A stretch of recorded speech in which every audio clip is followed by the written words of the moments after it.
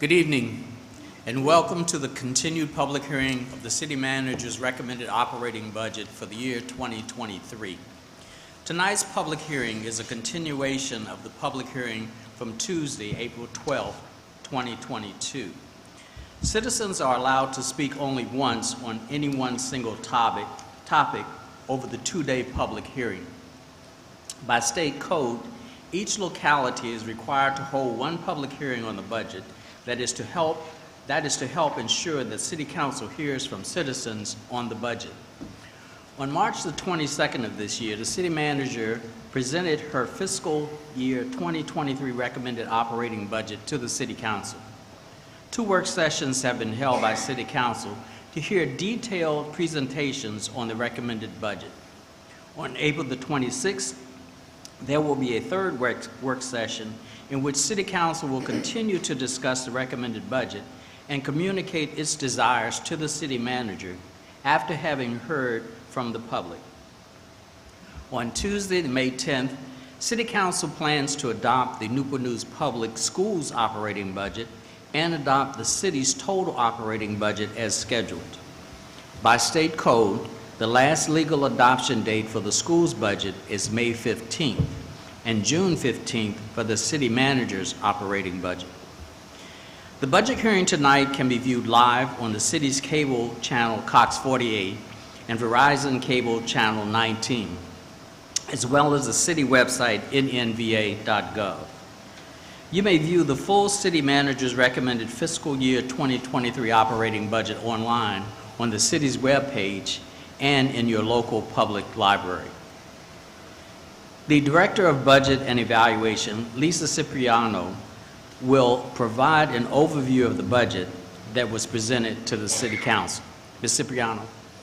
Thank you, Mr. Mayor. Good evening, City Council, City Manager, City Attorney, City Clerk, and all members of the public in public here with us tonight or are viewing online or at home. I always start my presentations on the day the City Manager recommends the budget to City Council as it is the best day of the year. And I genuinely feel that because what the operating budget does is put forth in monetary terms the plans for the city, City Council's vision, and the City Manager's management. So with that, we know that we were faced with extremely difficult situations at the beginning of the formation of the FY2023 operating budget. We were coming out of a 2-year period of COVID, all the effects of the pandemic, from business closures and virtual school years to business reopening, civic and social gatherings happening again.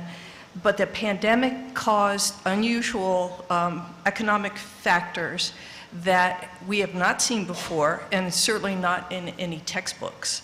So as we were beginning to form this budget, after the pandemic and looking forward down the road, we were looking at the unusual circumstance of the highest inflation the nation has experienced in 40 years. So that came from the impact of the supply chain associated with goods and services, but also with labor and employment supply. An important thing to remember is that inflation affects the city the same way it affects a citizen or a business. While the city is able to see some increased revenues because of the rising costs of goods and services, the city is also a very large consumer of goods and services and are also paying those inflationary costs through the operating budget. Forming this operating budget continues a 2-year trend of focusing on City Council's strategic priorities. We started in FY21, continued in the current fiscal year in 22, and are extending some of those strategic priorities in FY23. The focus is on the strategic priority of people, which includes health, safety, and well-being, education and learning, opportunity and economic prosperity, fun, entertainment, and culture. All of these elements can be found in the FY23 operating budget. Recognizing the impact that inflation is having on everything from gasoline, food, rents, and all other aspects of living, the city manager has recommended a 2-cent tax decrease for the upcoming fiscal year from $1.22 to $1.20. This chart represents a long history from 2006 to a lower tax rate and then recovering after a 10-year recession. So the proposed tax rate that supports this recommended operating budget is $1.20 for the general fund. So that being said, the total operating budget, which includes the general fund, schools, special revenue and trust, and separate fee-generating operating funds, is $1,041,373,452 for the upcoming year. In other words, the City of Newport News is a billion-dollar corporation, and that's what is proposed to take care of all the services that citizens know for in the city for 1 year. Tonight, we're just going to focus on general fund expenditures. Although it's a component of the total operating budget, we're only going to really focus on $568 million of the general fund. Where does this money really go? 22%, so almost a quarter of that $568 million, goes to support our schools. And while the state does a formula-driven calculation on the required local effort, the City of Newport News is calculated at its responsibility to the schools of $56 million. In actuality, the city pays $123 million to support our local schools. The second largest component is public safety, which is fire, police, emergency management, and our correction facilities, our city jail, and our juvenile detention. The next is our health and welfare programs. Our fourth largest is our debt service. The city does not have cash on hand to do long-term projects, so what we do is we borrow money, and very much like a mortgage, we have to pay that debt back over a 20-year period. About 7% of our operating budget pays that debt back annually.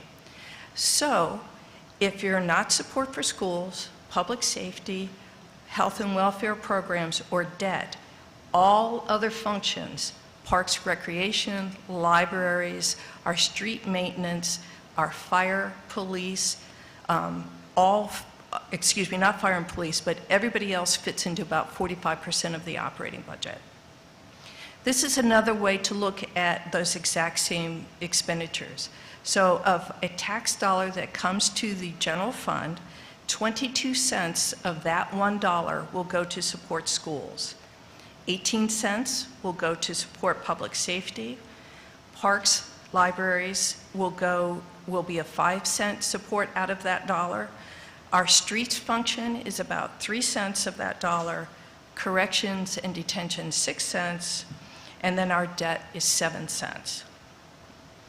So while we are in an unusual circumstance of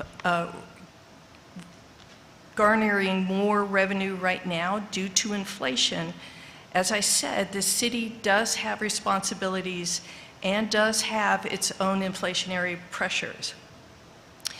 And this chart will show where those expenditures are going. Everyone has heard about employment. It's been in the news for 2 years. Everything from the Great Resignation to getting people back to work. The workforce recruitment and retention is a very competitive field right now. I dare say there's not a business that you can't drive by in the City of Newport News where there isn't a hiring now sign out front. That is true of the city as well. So to invest in our employees, the city manager has recommended a 5% salary adjustment across the board for eligible employees on July 1st. The cost of this is $7.8 million. In our capital plan, we have financial policies that require that a portion, 20% of our annual capital expenditures are paid for by cash. To do that, we will be paying $5.9 million more in cash-funded projects in FY23 than in the current year. As a consumer of goods and services, the city is facing the same inflationary pressures as everyone else. The cost of receiving contracted services are higher than they were last year. These are everything from medical care for our inmates and juvenile detention employees, everything from food service, landscaping, our IT services, and the like. It's going up, and that will cost the city $4.3 million. Part of our compensation strategy in keeping employees with the City of Newport News is looking at the lower level funding pay grades and being competitive with the other jobs in the localities in the area. To do that, that will cost us about $3.4 million. Over the years, we've experienced high fire and police overtime, primarily due to staffing shortages. And to make up and make that overtime whole, in the past, we've taken it from other sources, but to recognize that expense from the very beginning, that will cost $3.2 million. For the 5th consecutive year, the city manager is fully funding the school's request, and I'll get to schools in a little bit more detail later, and that additional funding to schools is $2.8 million. Just like everybody else, the city has a large vehicle fleet and pays to turn on the lights on the buildings, traffic lights, and street lights. The city will be experiencing a 50% increase in Virginia natural gas in the coming year and a 24% increase in Virginia power, as well as higher fuel costs for our fleet. And while $1.4 million for 31 new positions in the upcoming year may seem high, these are very critical positions that are going to extend into services directly for our citizens. Examples are expanding our CARES team by 2 positions, by adding social workers to our community paramedicine program, to adding additional social work staff in our human services department, and 3 environmental police officers, just to name a few of those 31 positions. We took advantage of unusual and rare low interest rates last year, and were able to refund and refinance our existing debt and saved $2.1 million moving forward.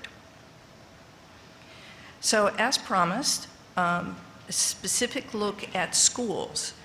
I had mentioned earlier that the city's contribution to schools is $123 million. The school's budget is based on Governor Northam's proposed budget of December 2021. And in that budget, the state proposed to increase state-funded revenue programs by $19.8 million, almost $20 million more than the current year. To complete the school superintendent's request, the city manager is supporting the full funding of $2.8 million, which in actuality, when you combine those two, the schools will experience almost $23 million in new revenue in the upcoming year, which is almost a 7% increase. This is not including the $2 million that the city provides to the schools to buy school buses, as the city has done since 2010. Also recognizing the pressures of inflationary on our commercial businesses and our residents, the city manager is not recommending any rate or fee increases for waterworks, solid waste, stormwater management, or sewage collection and disposal. In other words, a homeowner will be paying the same for water and all these other user fees next year as they are right now. So what are the next steps? Tonight we'll complete the public hearing that was started on Tuesday night. The recommended budget is found on the city's webpage, and as the mayor indicated, the hard copy, all 500, very, very interesting reading, is found in your public library. City Council will continue topics that they want to hear about specifically over the next work session. And actually, people take me at my word, and I'm very happy to say, when I say, please call me and ask questions, I spoke with several citizens today. I was able to talk through their specific questions about the budget, and please call. We'd love it. This is my favorite topic besides the City of Newport news. So please call. We're happy to talk to you. We're happy to listen to you, and we take all your comments very seriously. So with that, thank you very much. Thank you, Ms. Cipriano. We will now move to the public hearing comments for the continued budget public hearing. We have a light system on our podium. After you give your name and address, the green light will appear. At the end of 2 minutes, the yellow light. At the end of 3 minutes, your time is up, and we ask that you promptly take your seat when the red light appears. The City Code identifies the procedure for citizen participation regarding items on tonight's council agenda and provides the opportunity for citizens to address City Council on matters that are germane to the business of council. Matters that are germane to the business of council means matters that the City Council by law is empowered to act upon. This does not include announcements that are personal to you, your business, or your organization, including campaign information. Copies of the city ordinance regarding citizen participation can be found at the desk in the lobby. If you intend to address council this evening, please pick up and review a copy of that ordinance. We shall now call on speakers as they were presented. The first one is Rufus Burney. Good evening.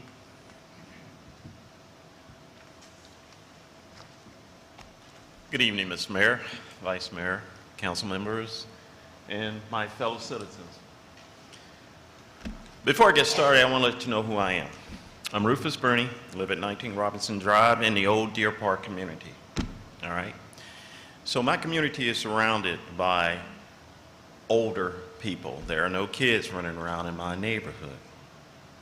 One of the things we're going to talk about is the assessment of properties in our area. I am trying to figure out a way of trying to figure out a calculation to support the city in its growth. Now, we're looking at the budget from last year. It was $9 million and something, thanks to your city manager, and it increased 7%, 7.2%, if I'm right? So I'm looking at across the board, we're looking at a 7.2% increase to operate this city. 59% of that budget comes from property taxes. So let's look at it. I have a gentleman who was the first speaker from last Tuesday that had a 30-something% increase in his assessed value of his property. Me, I have a 21.3% increase in the property of my property. Now, I'm looking at my neighbor next door, who's an older gentleman who moved here to live closer to his kids. He moved from the country. He is going to get a 23% increase. We're neighbors next door. Of course, he's an old Vietnam veteran that's upset about that, and he cursed and asked why the hell his property is higher. I said, maybe it's your house is made of brick and mine is made of wood. He said, the brick is old. Why would you increase it? So we have this issue on the assessment of our property. I'd like to give you a proposal. One of my jobs, I'm an analyst for Fort Eustis. We look at the requirements and capabilities needed for the military force in the future. We go from 2025 up to 2040. So you can imagine we do look at artificial intelligence and robots and everything else to help keep our military force strong and alive. One of the things that we also look at is alternative of analysis of alternatives. We're looking at other ways and other means to get that same capability without losing the power of our force. It can be in the fact of looking at a newer item that's being made commercially and the budget will be reduced, or looking at getting it from another military force. I'm working with the Army right now instead of the Joint, so you know the Army got a lot of money, right? Okay. What about the city? What is your alternative besides raising the assessment of property this high? Now, if you look across the board, we do see properties in my area that's 20-something%. I look at properties over in, am I done? I never even saw it turn yellow for the guy. I didn't see his hair turn yellow either. Keep going, keep going. All I right. want to hear what he has to say Okay. myself. Mayor, may I? Continue because we have Okay. a slight malfunction there. All right. You So I'm have looking 1 at- minute. You have all right. 1 minute. Thank you, sir. So I'm looking at the assessment of properties being different throughout our districts and regions, all right? The complaint of the first gentleman, it was 30-some% in his area. He lived over in the number area of Newport News. Now, you have a lot of older people there that can't afford that increase of 30-something%, and they're looking at gentrification starting to happen. They're going to be kicked out. They can't pay the property. You're going to take that property, or you're going to find some way to get them to leave. They don't want to leave. How can we help them? You're looking at other properties down, let's say in the CNU area, where the assessment is very low.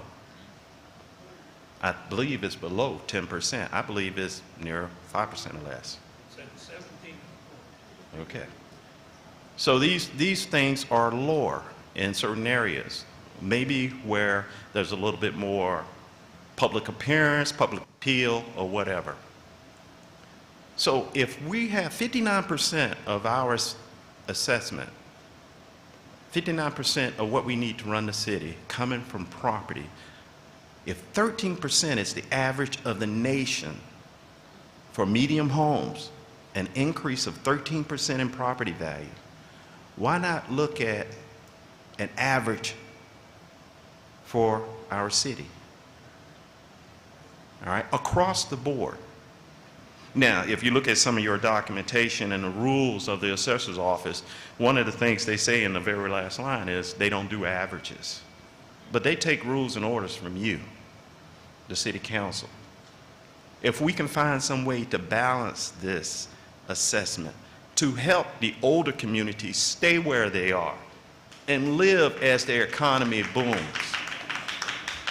Of course, we're also looking at the rich development areas. I'm sorry, your increase may be lower, but if you're willing to help these communities and help the city, then we can all get along and be happy with it. Your time is up, sir. Thank you. So consider that, and thank you for your time.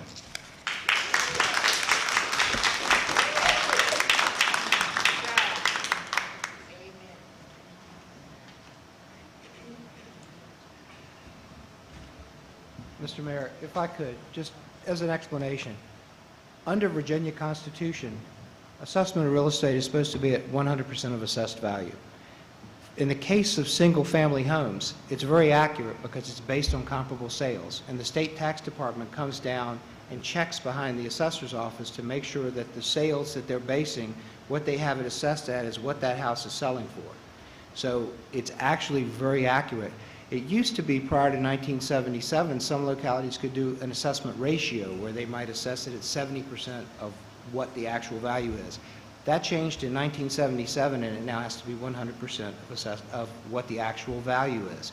And because single-family homes are sold so often, you can get a comparable rate, and that's how it's assessed.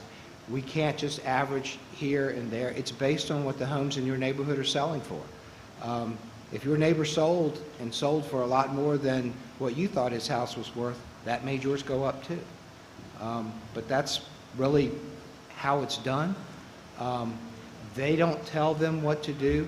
Under the city charter, if the city council tries to tell somebody who works for the city manager, give them direction, it's a misdemeanor. They're committing an offense.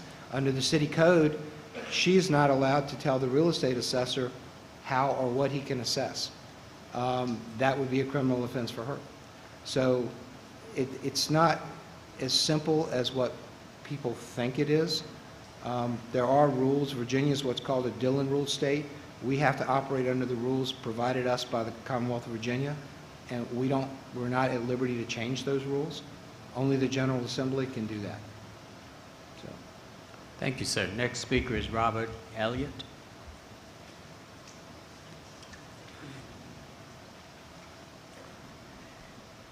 Mayor, Vice Mayor, Council, and management team, I appreciate you hearing me tonight. I live at 711 Lipton Drive.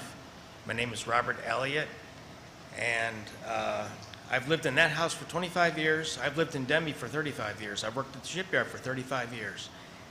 I'm very proud to be a citizen in Newport News, but I know how to fix this problem that just got talked about. Change the rate back to 110. I did the math. The average assessments have gone up 40% since 2014. Inflation is 20% since 2014. The houses have gone up 40%. The assessments have gone up 40%. The rate has not changed from 1.22 since 2014. 20% plus another 1.5 because they said on the news yesterday that inflation was 8.5 now, not 7. So I'll give you 21.5, 5% more for the raise for all the employees. That gives you 26.5. 1.265 times a house that's 40% higher, taxed, divides out for the increased 40% value. Leave the assessments alone. They're accurate, but the tax rate is not accurate. It should be 110. And when I did the math at 26.5% on a house that increased 40% over the last 8 years, it came out to 0.011026. That's all I got to say. But like I say, I'm very proud to be a citizen of Newport News, and I appreciate you hearing me tonight. Thank you, sir. Thank you.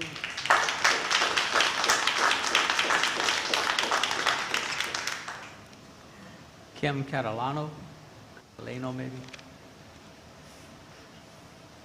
Mr. Mayor. Good evening. Good evening, Mr. Mayor Price, Vice Mayor, Council, everybody else. Okay, I'm a little nervous, sorry. My name is Kim Catalano. I live at 712 Lipton Drive. Bob's my awesome neighbor. To give you a little background about me, I have lived in the city of Newport News since I was 5 years old, which was 40 some odd years ago. I am a single parent of an adult-aged autistic child. I love Newport News.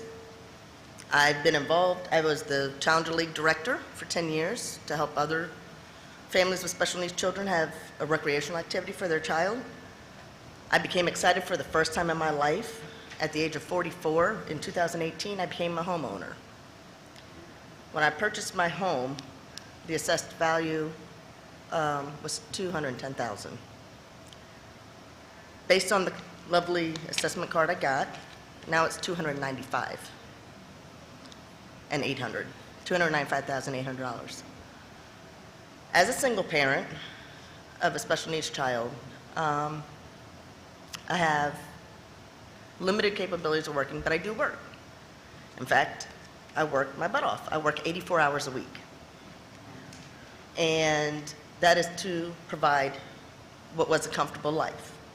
Everybody in this room, I know, is feeling the crunches of all the inflation, everything going up, all the post-COVID effects. However,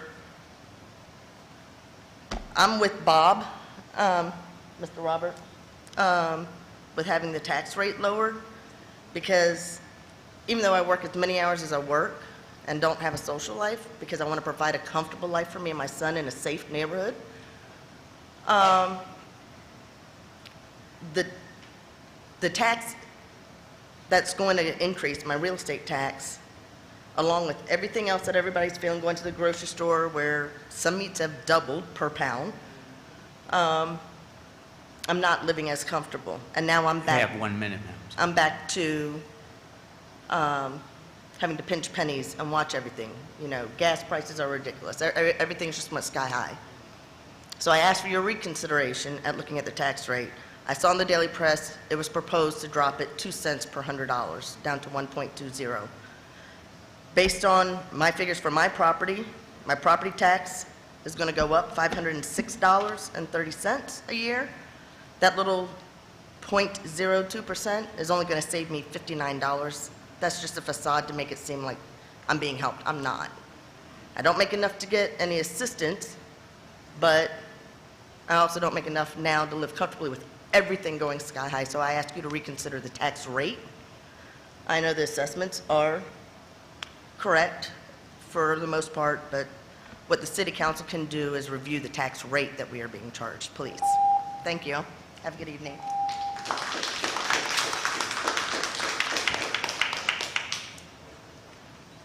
Tom Barr. Bayer. Good evening. Yeah, good evening, City Council, the public. My name's Tom Barr. I live at One Shore Park Drive. And for the real estate agents, quit calling me because I'm not selling my house. And I joke about that, but somehow they're getting my information and it's all supposed to be, you know, not out there. But they keep wanting to sell my house. I bought our house. Well, we've been there for I've been in the city since '68 when my dad moved here. And as a family, and we've lived here since, I've lived in the city since '68. So that kind of tells you how old I am. I'm retired now, after a good, but I've seen the increase go up, not according to what inflation is going up. I could see if you guys were going up, you know, like last year was 6%, 7%, people say, and they're estimating 7 or 8% this year. But I've got 16%. I felt kind of bad when I heard some of the other ones talking about 25, 30%. Can I afford this? That's extra money that's going out with everything else. So I'm not going to go on unemployment to get it because I can't. What I looked at is, as a lot of other people have, we've got to do business a little bit different. Because I looked at the communities around us, and some that are very similar in size. So let's look at Virginia Beach. They're not the same size, but they have 0.99 cents. They have less than $1 for their real estate. Now, Chesapeake's like 220-some thousand people, or a little bit more than that. Their rate is $1.05. Now, how can they meet their budgetary requirements and their requirements for schooling and everything else with that rate? Maybe they're looking at things a little bit different, their people. So what I would suggest is that maybe that our You have 1 city, minute. You have 1 okay, minute. that the city itself send people out here to talk to them, and you as city council members contact these other ones and say, how are you guys running your city at these rates? I mean, you look at the burden of household on what it is.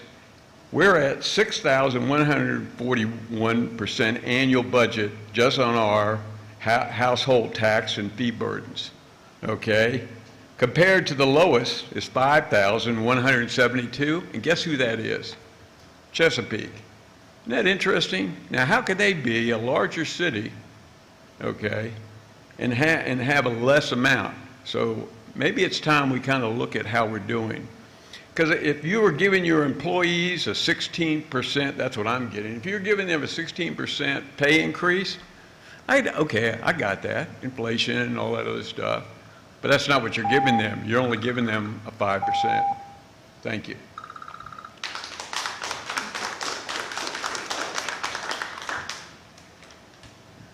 Jason Young.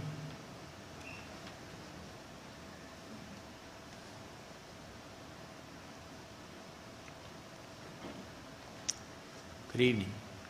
Good evening, Mayor Price, Vice Mayor Cherry, members of City Council. My name is Jason Young, Executive Director for Community Brain Injury Services. Community Brain Injury Services is the designated safety net provider for persons living with brain injury across an 18-locality service area that encompasses Metro Richmond and the Virginia Peninsula. We provide both intensive case management and the service you're more familiar with, our clubhouse service in both areas. I'm here tonight just to thank you for your continued support of our clubhouse program, the Denby House, in your proposed budget. The funding you provide is critical not only for the full staffing of our program, but it's an essential part of our state contractual obligations that require us to engage our local communities we serve to leverage our state funding to more fully serve those communities. I wanted to provide you just a brief update of our services and impact that we have on the community. We continue to see an ever-increasing demand for our services. Last year, we provided services to a record number of 401 individuals across our array of services. This represents a 65% increase that we've seen over the past 5 years and a 27% increase just in this past year. And while we're grateful for the ability and our resources to serve more individuals, the impact of brain injury on our communities is really immense. Here in the city of Newport News, we know there are an estimated 6,000 individuals living with a disability resulting from a brain injury. An estimated 16,000 across the peninsula. I want to reiterate that those figures reflect individuals living with a disability resulting from a brain injury, not persons who just sustained a brain injury, because we know that about 75% of brain injuries are mild. And while not always the case, most mild brain injuries don't result in long-term disability, so the true impact on our community is much greater. Like everyone else, the past 2 years have been incredibly challenging for us to provide services during the pandemic. We were one of the first providers in the state to reopen our in-person services just a few months after the pandemic began. We knew that as a safety net human service provider that was essential to reopen our in-person services.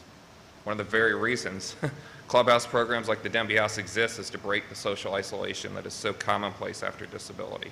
One minute, sir, just Thank one. you. And we saw trends early on at the pandemic of the mental health decline in the persons that we were serving. We've been able to adapt our services throughout the pandemic as public health guidance has changed, and ensure that individuals who didn't feel safe receiving in-person services were able to receive services through our virtual and remote programming. This past year, CBIS was recognized by the Disability Law Center of Virginia for our excellence in providing our services during the pandemic. We're able to accomplish all this, a record number of people served, making our services adaptable during COVID because of ongoing steady funding partners like the City of Newport News. So I just wanted to say on behalf of our Board of Directors, the over 400 persons we serve, thank you. Thank you for continued support, trust in community brain injury services, and for your support for persons living with brain injury here in Newport News. Thank you, sir. Karen Velke.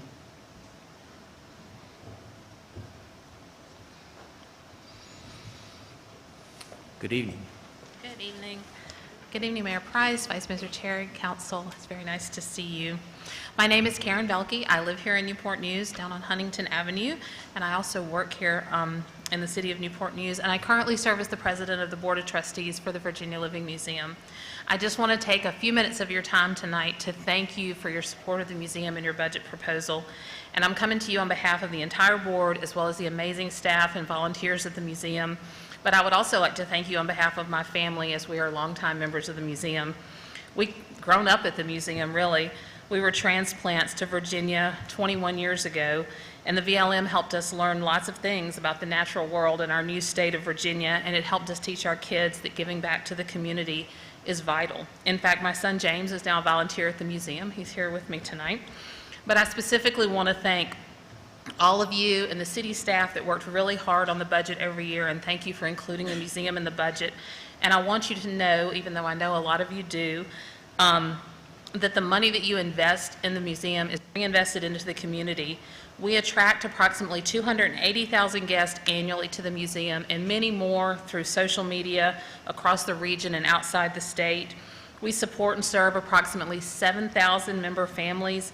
We train more than 400 community volunteers, both adults and young people, annually, and we care for more than 240 species of living plants and animals. We educate about state ecosystems and the broader planet with both living animals and plants, as well as non-live collections. The VLM also offers free and reduced admission days to all residents of Newport News to ensure that every single member of our community can enjoy the museum. And our community education program specifically allows the museum to provide free admission to charitable organizations in the community. The educational opportunities inspire guests and students to participate in hands-on natural science and consider it as the foundation for one of many careers that, as you all know, are in high demand right here in Virginia.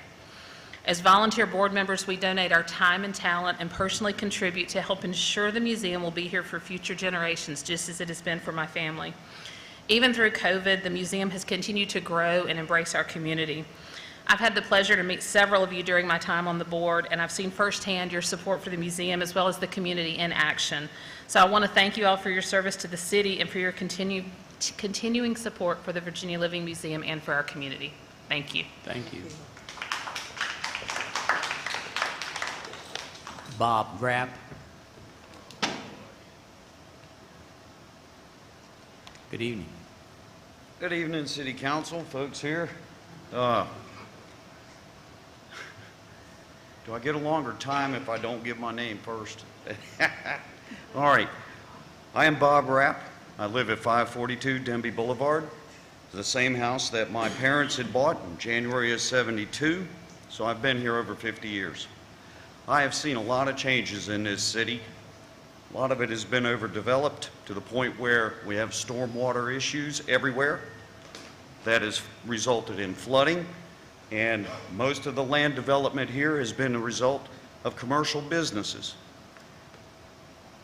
Namely, right now it's been the Whole Foods Shopping Center or Tech Center, whatever you want to call it. That whole parcel of land's been cleared out again all the way to Cannon Boulevard. We didn't need all of that. Either way, my concern is that it's not just this city council, but past city councils that have voted to do this.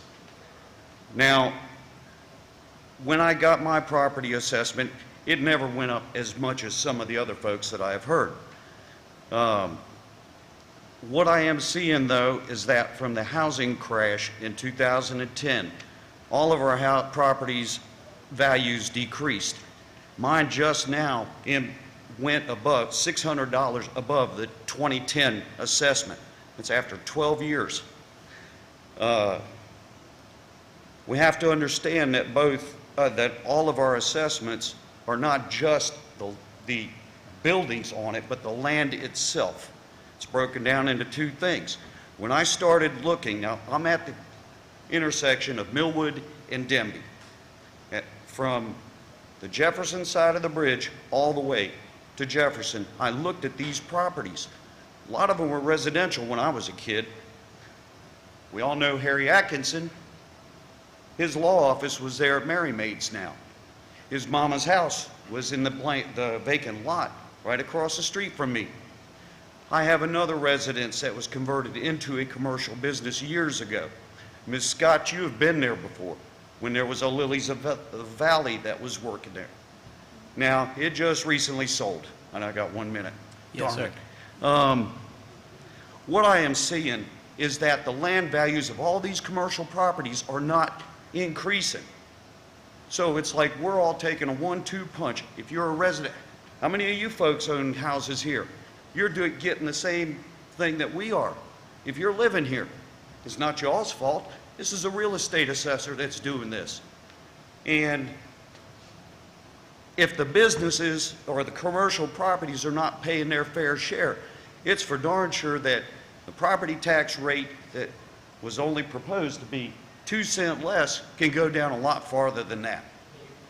And if we don't, again, I've given you all a piece of paper and everything that has my figures on it from the properties that I have looked all the way down the street. And if you'll take the time to look at that, you'll see that the numbers just don't add up. Commercial properties need to pull their weight just as well as we Thank do. you, sir. Thank you. So, thank you much for listening to me, and I appreciate it.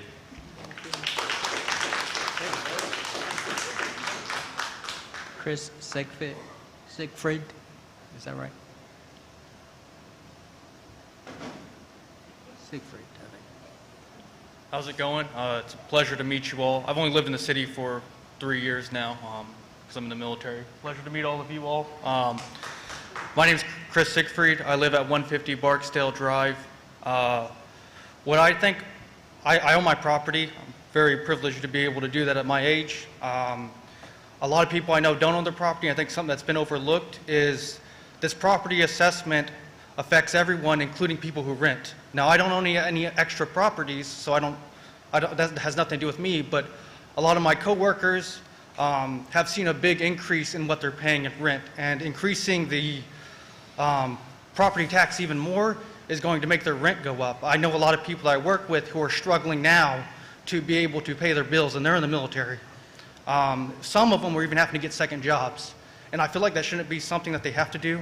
I'm fortunate enough not to have to do that, but it's really rough seeing these people struggle, and it's because, I mean, their rent goes up $200-300 last year, and what do you think these people who own these properties are going to do? It's going to increase, they're going to increase the amount that the people are going to have to pay, and they're going to put it on them, and that's going to affect them a lot more. So now it went up $200-300, it might go up another $200-300 next year, or whenever they renew their lease because of this.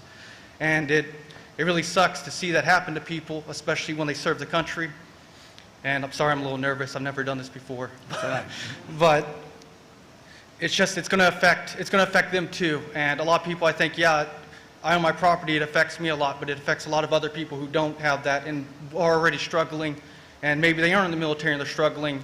And then when the rent keeps climbing because the property tax keeps going up, because the people who own the property are going to keep raising the rent values because of that, they're going to struggle a lot because of that. And so I think that, like that one gentleman said, decreasing the tax rate from like, what is it, 222 now? 122, my bad, I apologize. And decreasing it to 120, I mean, that's a $50 decrease in what I'd be paying. And that's, when I'm looking at a $500 increase, it's not all that different. You have 1 minute. So I think decreasing it, like that one gentleman said, I believe it was 110. If I misquoted him, I apologize. He seemed to know what he was talking about a little bit better. I haven't lived here that long, so I mean, and paying property tax is new to me, and I get that as property values go up, people have to pay that, and that's the responsibility of the homeowner. But I think looking at how it's going to affect the people who even don't own properties is a very good thing to look at, and I think you all should consider that. And I don't have much else to say. Thank you. Cheryl Pope. Good evening. Good evening. Mayor Price, Vice Mayor Cherry, and other city council members. I'm here also for the city assessment. I don't want to just reiterate what everyone has said, but I pretty much support what everybody has said. Just on a personal note, just to add a couple things, those of us that do have rental properties as well as homes, in Newport News, he is exactly right in terms of dealing with tenants, and we try to keep the rent reasonable for them. But like any business, we will have to pass these rents on to people, and we really hate to do that now. I haven't raised my rents in 2 years because I am compassionate with the tenants that stay in my place. I really do care about people. And so I just, did that. Also, we have to remember too that those of us who are landlords as well as live in properties, we don't really, like if we had people that couldn't pay their rent during COVID and we could not just get them out like we used to, we actually had to let them stay in the property without paying rent for several years, or a year and a half, or what have you. It's based on each individual, but there was nothing that we could do. And so we had to deal with that, and we had to continue to pay our rent. We had to continue to come out of our pocket. And those of people who do have rental properties, they understand. When you're in the business of a rental property, you're not necessarily making all this money until possibly you do sell sometime down the road. So we're talking about monthly expenses like mortgages and all the other repairs and everything else, and sometimes you're not getting a dime in a rental property. It can be a very lonely place at times. But in addition to that, I just wanted to say in my personal properties too, it's going up like $577 since 2020, COVID, when it first started. And that's a significant amount, and it also gives me cause for concern for the future to say that this just gets to be a real huge problem to have to continuously deal with such significant increases. You have 1 minute. Okay, thank you. All right, and so I do support the idea of whatever the assessments are, that's what they are, but just keep in mind, we people who are sitting here that are not selling our properties, we don't get extra income because someone's property goes up. We get not an extra dime, so we can continue to go up all at once. If we don't sell our property, we get nothing. And in fact, the people that are selling theirs, getting paid, they're causing all of our properties to go up, but yet we're not getting the extra money just because your value goes up. Some people have had property since their parents owned the property. So, you know, that's just a monthly expense that we're talking about that's going on. And I think somewhere that I read that actually it should sort of keep pace with the budget anyway. And so in doing that, perhaps the 110 is a more appropriate rate as opposed to the 120. Thank you. Thank you.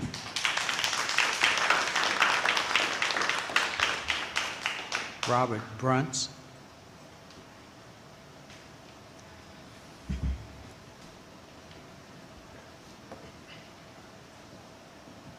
Good evening. Good evening, Mayor, Council, everyone who's attending. Thank you for making the trip out here to talk to us. My name is Robert Bruntz. I live at 311 Malden Lane. I've lived in Newport News for about 3.5 years, been a faculty member at CNU for that time. I'm also, not surprisingly, here to talk about the tax rates and assessments. I've got some notes here, and so I actually did attend part of the City Hall meeting on Tuesday. There was a lot of motion about this issue, so I tried to do some research, get some facts on this, and I would like to make a proposal for a compromise that I think will, since there's this, I don't think there's a win-win situation for this, but one that will make everyone kind of equally unhappy. So I actually did call the Budget and Evaluation Office and talked to Ms. Cipriano. She was very helpful, so I recommend that for anyone.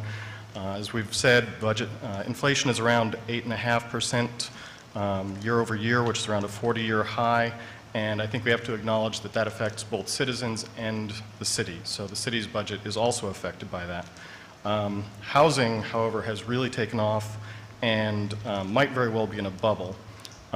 So the city's property tax assessments this year are up an average over all property of about 14.4%, which is much more than inflation. And as has been pointed out, if this is a property tax bubble, then those of us who have higher property values don't actually benefit from that unless we sell. The City Council, as has been discussed, has no control over the tax assessments, but the city budget will get a large windfall of additional tax income from homeowners from these higher assessments.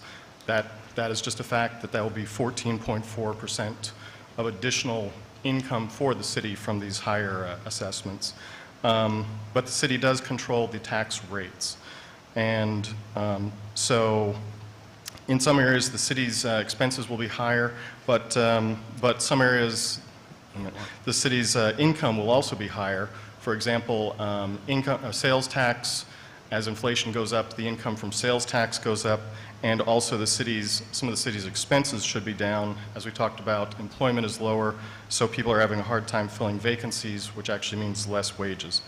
So my recommendation, as has been discussed earlier, is adjusting the tax rate so that the income to the city is only increased by the amount of inflation. Rather than 14.4%, for example, it'd be 8.5% over what it was last year. That would require adjusting the rate down. Instead of 1.7%, which is a pretty small amount, it would probably be around 9 to 10%. That way the city does get additional income, but also the taxpayers get relief, and everyone is equally unhappy. Thank you.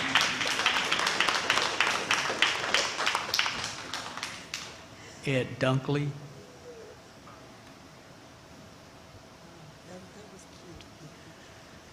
Good evening. Good evening, Mr. Mayor, City Council. My name is Ed Dunkley. I live at 5 Bell Circle, which is right off of Catalina.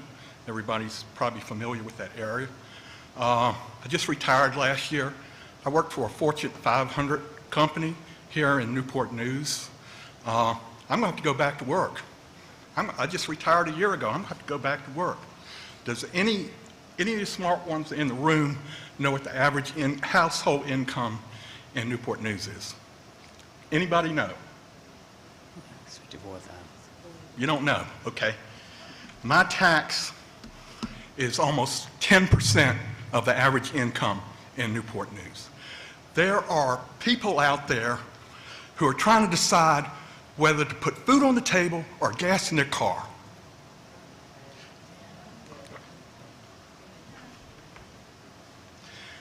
Is there anybody here who still thinks inflation is transitory? I hope not. That's been said a lot. A lot of us baby boomers over 60 remember the late 70s and the 80s. Use that as a history lesson. What happened then? The Fed, next month in May, they're going to raise interest rates another half point. They already said 2 years out, they're making 11 more increases.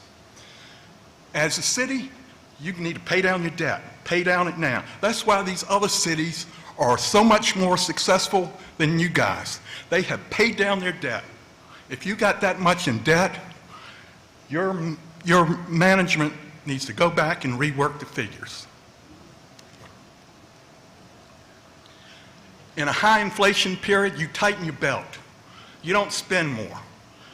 And these people here that are suffering, you got to help them. And, you know, don't be so out of touch that you don't know what's happening in your community. These people are out there struggling, single mothers, people with, on Social Security, your seniors.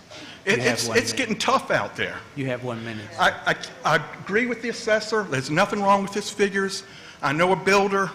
He's had to go up 3 times on prices on the same thing within building one house. So what happened in the late 70s and 80s is coming. It's coming. And you got to tighten your belt. The last thing I want to talk about, and I don't know whether this still happens today, I worked on a citizen committee. We were doing a road, reworking a road, and I was on a citizen committee. And one of the things that was said was, oh, we got to spend X amount of dollars, because if we don't spend this amount of money, we won't get it next year in our budget. Is that still happening? We got to rework it. People are mad out there.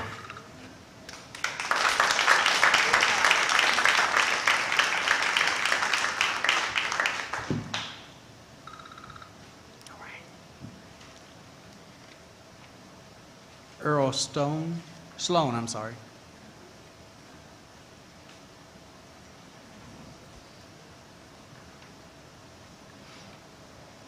Good evening.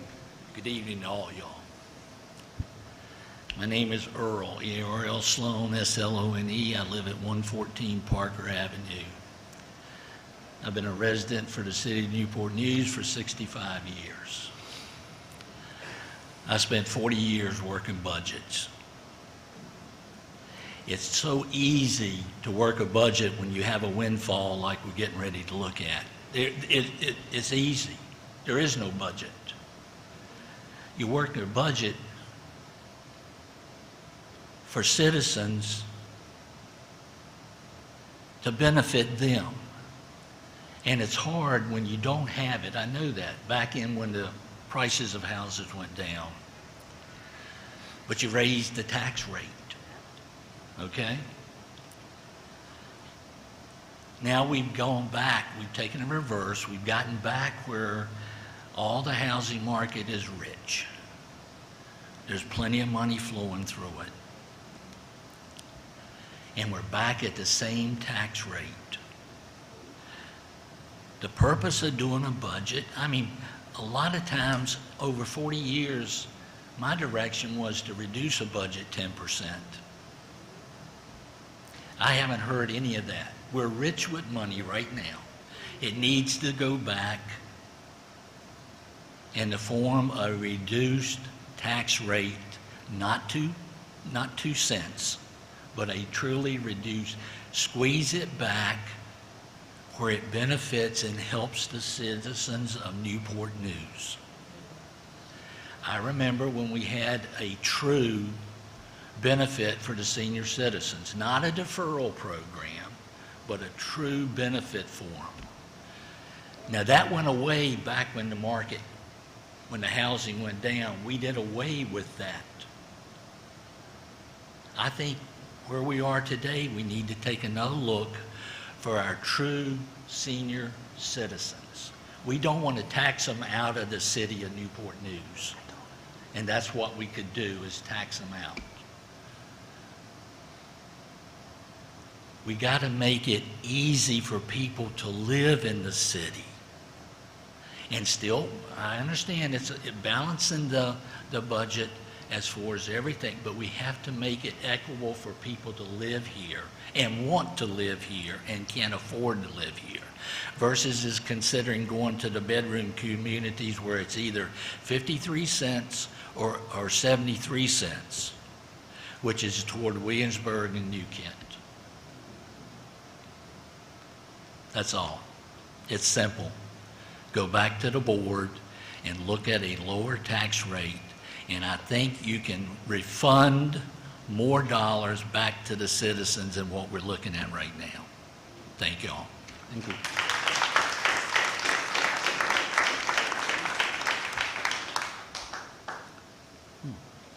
And Francis?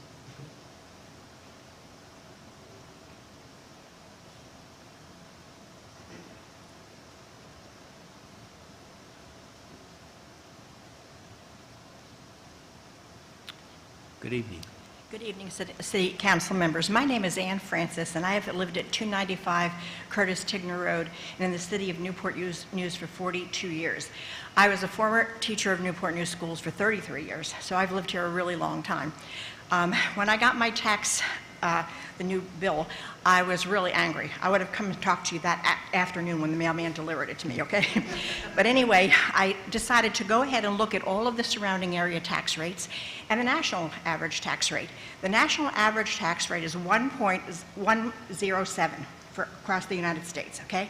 So that's an acceptable amount of a tax rate per 100. So then I went through all of them. Chesapeake is $1.05. Alexandria, Virginia is $1.04. Virginia Beach is 99 cents. Hampton is $1.24. Pecoston is $1.14. Suffolk is $1.07. Newport News, are we at 122 or 120? I don't really know. Not yet, we haven't voted. Okay. Williamsburg is at 0.795, okay? My son lived in Newport News and sold his home, bought a house worth $150,000 more than my home, and I'm paying more taxes than he is on this gorgeous home in Williamsburg, okay? Richmond is $1.20 on every 100. Norfolk is $1.15. And Portsmouth was the highest at $1.30. So I question why we are paying at the higher level instead of at the lower levels like the rest of the surrounding cities. Now, I know Williamsburg has tourism. I know some of the Virginia Beach has tourism that helps offset their costs, but we really need to look at a lower tax rate for the citizens of the city, because you're going to push us out to look for other places to live.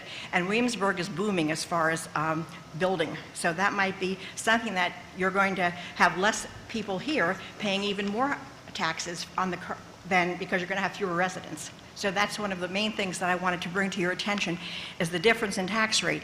And then if Alexandria can do it for $1.04 on 100, why can't we come down with a lower rate, you know? So I was going to compare the cost of educating kids, but then I got sick, okay? So I couldn't compare Newport News' per student capita to, but I was going to look at all of that. And you might want to look at that as well. 1 minute. You have 1 minute. Okay, so look at the costs of what it costs to educate in each city as well, and see if we're in sync there. You know, as a teacher, I think the teachers deserve a raise, because I stayed at the same level of pay for 5 years in Newport News, and that impacted my retirement significantly. So I think the teachers deserve, the school system deserves the money. They have opportunities to get money through grants and things as well. So if you pull back some money from them, they need to do some research, and because the money's out there to be had if they have the right people in admin to do the grants. So that's all I have to say. So thank you. Thank you.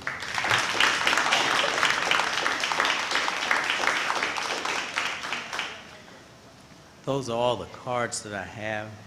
Is there a motion to close the public hearing? So moved. Second. Moved in second. Call the roll, please. Councilman Harris, 4. Councilman Jenkins, 4. Mayor Price, 4. Councilwoman Scott, 4. Councilwoman Vick, 4. Vice Mayor Cherry. 4. Motion carried, 6-0. Any council have any comments before I adjourn the meeting? Anyone have anything to say before I adjourn the meeting? Yeah, I just want to take a moment, Mr. Mayor, just to thank the citizens for coming to the Denby Community Center tonight for the second budget hearing. Some of you, I've never seen you at the council meeting before, so I know what you came to talk about tonight is a burning issue, and we appreciate you bringing your concern here. So I just want to say thank you for engaging in the process and letting us know how you feel and how it impacts you. And Ed, I know you because you've supported. He talked about the families who don't have, and he used to work at Big Lots, and he supported the North District Holiday Food Drive for years. So he does have his hands on the pulse of the community by virtue of the place that he actually worked, and he encountered many citizens. But we do want you all to know that we take your concerns seriously. That's all I have, Mr. Mayor. Thank you. Thank you.